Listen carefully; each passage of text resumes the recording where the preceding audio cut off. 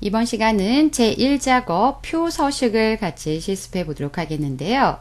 앞 시간에 저장해 놓으셨던 1, 2, 3, 4, 5, 6, 7, 8 본인 이름으로 저장해 놓으셨던 파일에 제1작업을 클릭하시고요. 제1작업에는 데이터를 입력하시고 그 다음 서식을 지정하시고 그 다음 제목 만드는 작업들을 하실 겁니다. 먼저 제1작업에 입력하신 데이터의 글꼴과 글꼴 크기를 수정하기 위해서요. 열머리글 A와 행머리글 1이 교차하는 부분을 클릭하시면 현재 작업하는 제1작업의 모든 셀을 선택하실 수가 있습니다. 모두 선택의 단축키로는 Ctrl A를 누르셔도 선택할 수가 있고요. 이 상태에서 홈에 가시면 글꼴에요. 맑은 고딕이라고 표시가 되어 있는데 문제지에 제시된 글꼴을 확인하시고요. 현재 문제에서는 굴림이라고 되어 있습니다. 그래서 굴림 또는 도둠 이렇게 표시가 되어 있는 글꼴을 확인하신 다음에 우리 글꼴에 가셔서 해당된 글꼴을 마우스로 클릭하시면 되겠습니다. 그래서 선택하시고 굴림 찾으시고요. 그 다음 글꼴 크기는 11포인트라고 되어 있습니다. 11포인트 선택하시고요. 그 다음 숫자하고 회계 서식은 오른쪽 정렬이고 나머지 서식은 가운데 정렬로 설정하라고 되어 있는데요.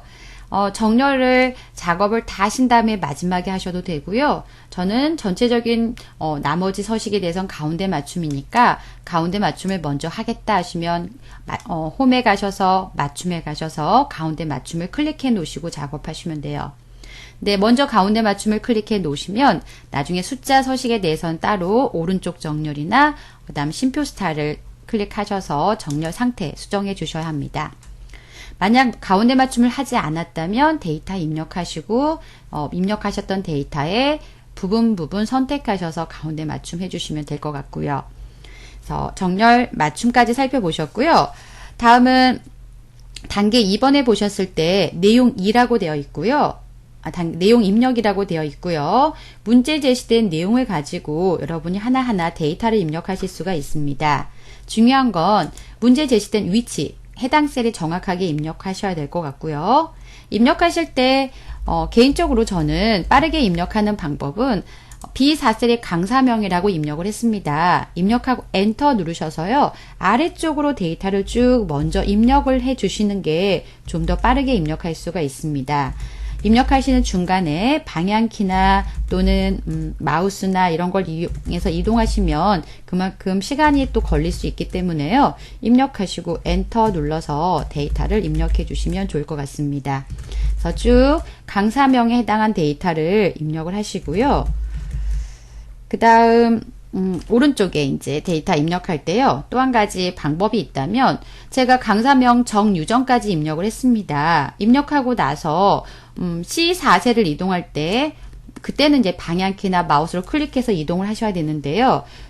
이동하는 방법을 좀 더 편하게 하겠다라고 하시면요. 입력할 영역만큼 데이터의 범위를 지정하셔서 데이터를 입력하시면 좀 더 빠르게 이동할 수가 있습니다. 예를 들어서 제가 시사의 강자명, 창의미술, 우쿨렐라 쭉 데이터를 입력하도록 하겠고요.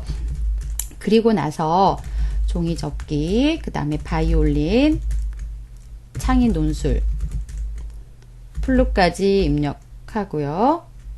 마지막에 POP, 영문 대문자 상태에서 POP, 예쁜 글씨라고 입력하시고요. 이 상태에서 엔터만 누르게 되면 자동으로 C4셀로 이동이 되고요. 이제는 데이터 입력하실 때 계속 엔터키를 이용하셔서 데이터를 입력해 주시면 되겠습니다.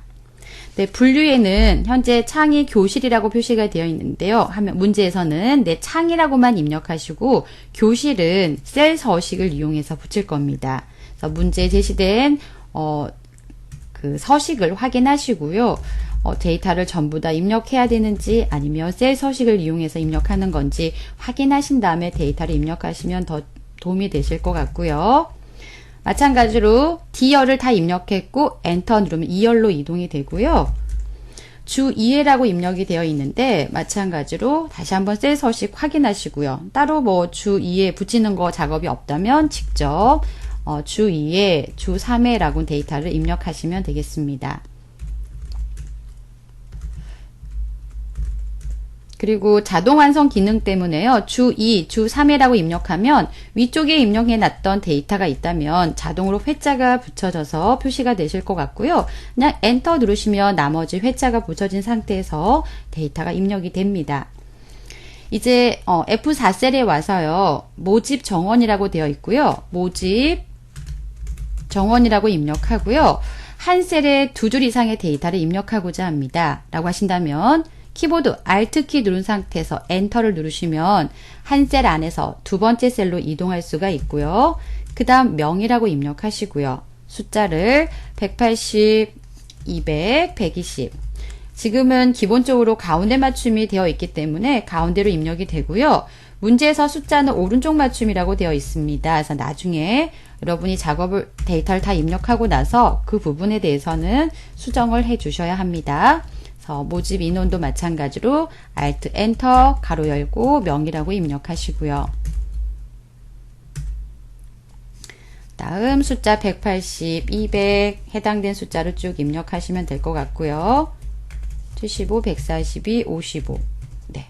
그래서 이렇게 범위를 정하면 엔터키를 이용해서 옆에 열을 이동할 수 있다는 장점이 있었죠.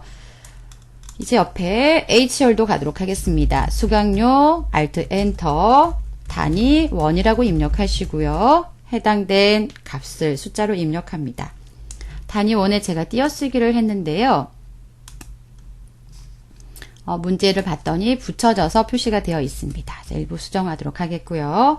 다음 85,000 숫자 입력하시고 나중에 통화기호 표시하면 되겠습니다. 6만원에 해당한 값을 입력하시고요. 15만원 해당한 값 75,000원, 14만원, 그 다음에 65,000원 입력하겠습니다.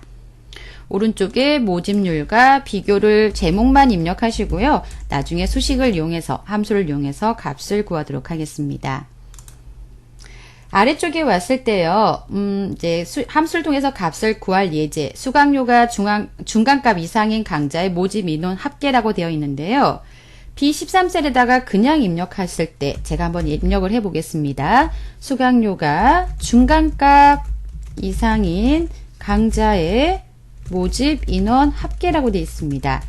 셀 병합을 하지 않았기 때문에 B13에 걸쳐서 데이터가 쭉 표시가 되어 있고요. C13, D13까지 데이터가 표시가 되지만 실제 데이터는 B13셀에 입력되어 있습니다. 네, 문제에서 이 부분은 셀 병합을 하라고 되어 있습니다. 그래서 B13부터 D13까지 선택하시고요. 제시된 그림을 봤을 때 B13부터 D13에 걸쳐서 한 셀에 병합된 상태에서 입력이 되어 있습니다. 선택하시고요. B13부터 D13을 선택한 상태에서 홈에 가시면 맞춤에요. 병합하고 가운데 맞춤이란 도구가 있습니다. 클릭 한번 하시면 셀 병합할 수가 있고요. 또한 데이터를 가운데 배치할 수가 있는데 열 너비가 좁아서 모든 내용이 화면에 표시가 되지 않습니다. 그래서 위쪽에 봤을 때 강좌명도 마찬가지인 것 같고요. 그래서 강좌명 C열과 D열의 경계 라인에서 더블 클릭하시면 열 너비를 조절할 수가 있으실 것 같고요. 좀 더 열 너비를 조절하기 위해서 B와 D까지 선택하시고 드래그 하시면 입력하셨던 데이터를 화면에 표시할 수 있도록 수정해 주시면 되겠습니다. 추가적으로요. 아래쪽에도 데이터가 있는데요. 이제는 셀 병합을 한꺼번에 해놓고 한번 작업을 해보도록 하겠습니다. B14부터 D14까지 선택하시고요. 컨트롤 키 누른 상태에서요. F13, F14 선택하고요. 그 다음 다시 컨트롤 키 누른 상태에서요. G13부터 H14, 그 다음에 G14부터 H14 선택하시고요. 떨어져 있는 영역을 선택하실 때 컨트롤 키 사용하시면 되고요. 4개의 영역을 동시에 병합하고 가운데 맞춤 서식을 지정하겠습니다. 라고 홈에 가셔서 맞춤에서 클릭하시면 한 번씩 작업하지 않고요. 한 번에 동시에 작업을 하실 수가 있습니다. 그래서 B14에다가 창의 교실 모집 인원 평균이라고 입력하도록 하겠고요. 다음 오른쪽에 오셔서요. G13에다가는 수강료 합계라고 입력하시고요. 그 다음 I13은 강좌명, 그 다음 J13은 수강료라고 입력하시면 되겠습니다. 다음은 이제 입력했던 데이터를 가지고 일부 숫자 서식에 대한 작업을 보도록 하겠는데요. F5부터 G12까지 선택하시고요. 이 숫자에 대해서 오른쪽 맞춤을 하고자 합니다. 홈에 가셔서 맞춤에서 오른쪽 맞춤 한번 해주시고요. 또는 회계 형식이라고 했기 때문에 홈에 가셔서 표시 형식의 심표 스타일을 클릭하셔도 되고요. 또는 오른쪽 맞춤 클릭해 주셔도 되고요. 그 다음 수강료에 오셔서요. 통화기호도 표시가 되어 있고요. 천단위 구분기호도 되어 있습니다. H5에 오셔서 H12까지 드래그 하시고요. 홈탭에 가시면 표시 형식에 현재 일반이라고 되어 있는데 클릭 한번 하신 다음에 우리 회계 클릭하시면 통화기호 표시와 천단위 구분기호가 표시된 걸 확인할 수가 있습니다. 그 외적으로 열 너비를 좀 더 조절해야 될 것 같습니다. 라고 하시면 범위를 지정하시고요. 열머리글 경계 라인을 이용하셔서 드래그 하시면 전체적으로 열 너비를 같이 조절하실 수가 있고요. 특정 열에 대해서 작업을 하겠다 그러면 특정 열 경계 라인에서 드래그 하셔가지고 열 너비를 조절하실 수가 있습니다.